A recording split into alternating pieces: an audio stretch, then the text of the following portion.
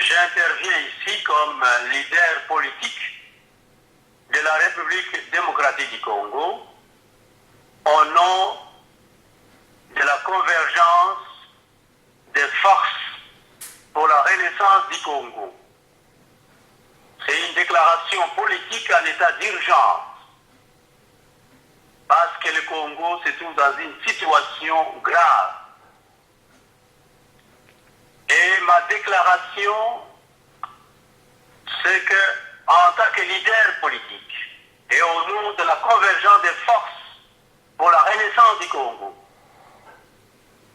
nous disons pas de troisième mandat pour Joseph Kabila, pas de révision constitutionnelle, pas de référendum, pas de glissement en 2016. Mais nous sommes pour l'alternance démocratique. Et cette alternance doit s'imposer en République démocratique du Congo avec le départ sans condition de M. Joseph Kabila, l'actuel président de la République démocratique du Congo, donc son départ en 2016. Chers amis, chers compatriotes, chers amis du Congo, l'heure est grave pour la République démocratique du Congo.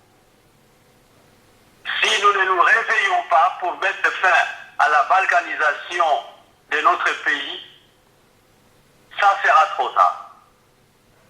Nous faisons appel aux opposants tous, aux membres de la société civile congolaise, à la communauté internationale et aux personnes de bonne volonté de pouvoir aider la République démocratique du Congo à renaître de ses bourbiers politiques actuels.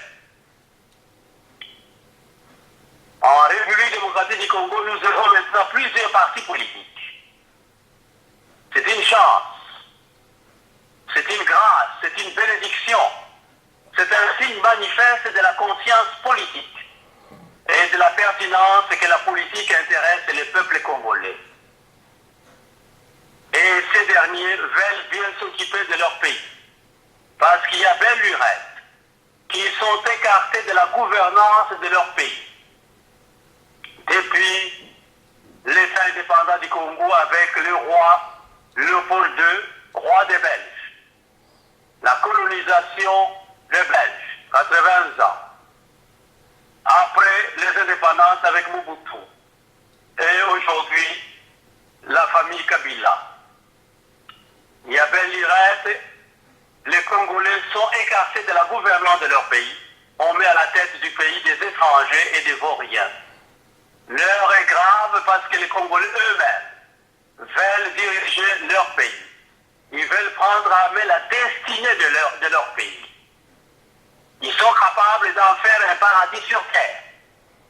Ils sont capables aussi d'entrer en solidarité avec d'autres pays africains et du monde pour travailler ensemble afin de faire du Congo un paradis sur terre.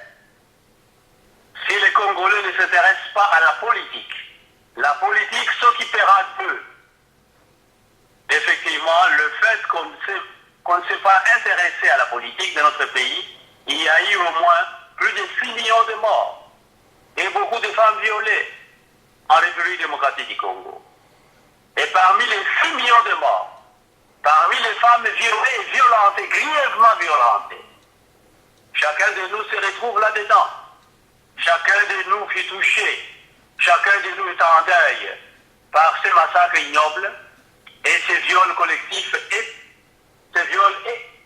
étrangers à notre culture. Qu'on n'aurait pas tort de qualifier de génocide. Génocide sexuel, génocide oublié du XXe siècle. Dans les fosses communes qu'on retrouve en République démocratique du Congo, et particulièrement à Maluku, nous avons nos frères et sœurs, comme nous, qui y gisent, qui sont là-dedans, qui sont enterrés collectivement dans ces charniers, que nous combattions ou que nous ne combattions pas, nous sommes morts. Nous sommes tous morts. Mieux vaut mourir pour une cause noble, et la cause noble, c'est notre cher et beau pays. Raison pour laquelle nous faisons appel à tous les opposants de se rassembler pour une cause commune et non pas pour leurs intérêts personnels. La cause commune, c'est celle de sauver la République démocratique du Congo et de bouter Joseph Kabila et ses hommes en dehors du pays. À l'intérieur de nombreux partis politiques, à l'intérieur de plusieurs partis d'opposition, il y a des voulataires et des hommes de la paille qui sont là pour des postes, qui sont là pour trahir les autres à cause de la corruption. Frères et sœurs, chers amis, faites attention à ces hommes-là qui se vendent et qui sont achetés à vil prix. Faites attention, chers amis. Mettez-vous à l'ordre de bataille, collectivement, pour mettre fin à la dictature kabiliste qui commence à s'imposer et ouvrir le pays à une vraie démocratie, transparente, apaisée, à une bonne gouvernance. L'année 2016, c'est une année historique pour le Congo. Une année fatidique. Une année de tous les espoirs. Tous les espoirs sont permis. Une année de libération et d'autodétermination pour la République démocratique du Congo. Aux membres de la société civile, vous êtes bien organisés selon les différentes provinces. Et votre action se fait attendre même au-delà de l'Afrique. En Occident, en Asie, partout, en Amérique latine, en Amérique du Nord, en Océanie, nous vous invitons à vous mobiliser davantage pour que votre action porte des fruits abondants, de paix, de cohésion sociale, de fraternité, d'amour, de démocratie. Battez-vous. Et votre combat, c'est un combat pour vos enfants. Battez-vous pour vos enfants. Vous serez fiers d'éléguer à vos enfants un beau pays. Un pays dynamique. Un pays prospère. Un pays en croissance et industriel. Vous serez fiers d'éléguer à vos enfants l'héritage qui va vous honorer. Mais faites attention, au milieu de vous comme société civile, il y a ceux qui travaillent pour Joseph Kabila et qui ont des ambitions du pouvoir. Il y a ceux qui veulent asseoir la dictature. Il y a ceux qui veulent conduire le Congo dans le mur et plusieurs années de retard. Faites attention, vous êtes infiltrés par les pouvoirs. Enlevez de votre société des mauvais éléments qui risquent de bloquer votre action politique pour la renaissance de la République démocratique du Congo. Que ce soit l'opposition, que ce soit la société civile, que ce soit la police ou l'armée, travaillez en concertation par amour pour votre pays. Donnez-vous une feuille de route d'action politique, un calendrier des activités politiques pour ne pas travailler dans la dispersion. Chers frères et sœurs et amis du Congo, l'heure est grave. Et ne vous laissez pas effrayer par les dictateurs. Si vous travaillez avec ténacité, avec courage, espérance et perspective pour un avenir meilleur, pour un avenir prospère pour la République démocratique du Congo, le dictateur prendra la fuite avec son équipe, des hommes et des femmes corrompus et nécrocrates. Et par leurs actions, ils montrent qu'ils ne sont pas congolais. Ils veulent effectivement embraser le Congo. Ils veulent que le sang coule. Ils veulent effectivement que ça soit les chaos après eux. Ils n'aiment pas le Congo et nous les avons déjà identifiés. Frères et sœurs, amis du Congo, compatriotes leur égard. Pas seulement pour la République démocratique du Congo, mais aussi pour la communauté internationale.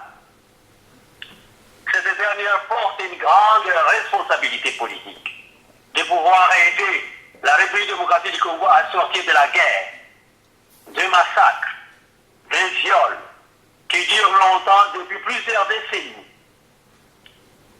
À plusieurs rendez-vous de la République démocratique du Congo, la communauté internationale nous a aidés. La communauté internationale nous a aidés à écarter le roi Léopold II. La communauté internationale nous a aidés à mettre fin à la colonisation. La communauté internationale nous a aidés effectivement pendant des moments de guerre civile à envoyer des militaires pour la paix au Congo. La communauté internationale est au rendez-vous de l'histoire du Congo et nous devons désormais travailler ensemble. La communauté internationale nous a envoyé la MONUSCO et c'est grâce à la MONUSCO que nous avons la paix aujourd'hui. Les Congolais seront heureux si vous continuez à les aider, si vous ne les abandonnez pas. Votre intervention sera bien saluée pour mettre fin à la dictature que Joseph Kabila veut imposer à la République démocratique du Congo avec ses hommes. Nous faisons appel à la générosité des pays amis de venir au chevet de la République démocratique du Congo, afin de soutenir et d'encourager les efforts des Congolais, de vouloir sortir définitivement des années de conflit pour mieux vivre dans la paix chez eux. Le monde aujourd'hui se coalise pour mettre fin au terrorisme sous toutes ses formes. Terrorisme contre Ben Laden, terrorisme contre Al-Qaïda, terrorisme contre l'État islamique Daesh. L'occasion en or est accordée à la communauté internationale pour mettre fin au terrorisme d'État en République démocratique du Congo. J'ai fait appel particulièrement à la Belgique.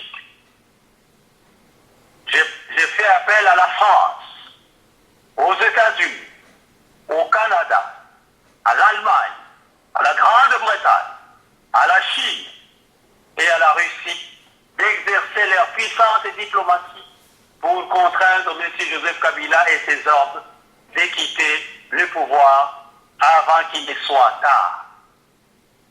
La République démocratique du Congo est en ébullition. L'heure est grave. Vous ne direz pas demain que vous n'étiez pas au courant du chaos qui guette la République démocratique du Congo. Frères et sœurs, chers amis, amis du Congo, l'heure est grave. Mobilisons-nous, Congolais et amis de la République démocratique du Congo, pour sauver notre patrie à tous. Je demande, frères et sœurs, que l'année 2007 soit une année de prospérité pour le Congo, soit une année de paix pour le Congo, soit une année de développement pour le Congo, soit une année de démocratie pour le Congo. Et c'est à ce nom-là, je vous remercie de votre attention, je vous remercie de tout cœur. C'est le professeur Augustin Ramazani, leader politique, et je parle au nom de la convergence des forces démocratiques pour la renaissance du Congo. Je suis un paisible citoyen de la République démocratique du Congo et je vous remercie.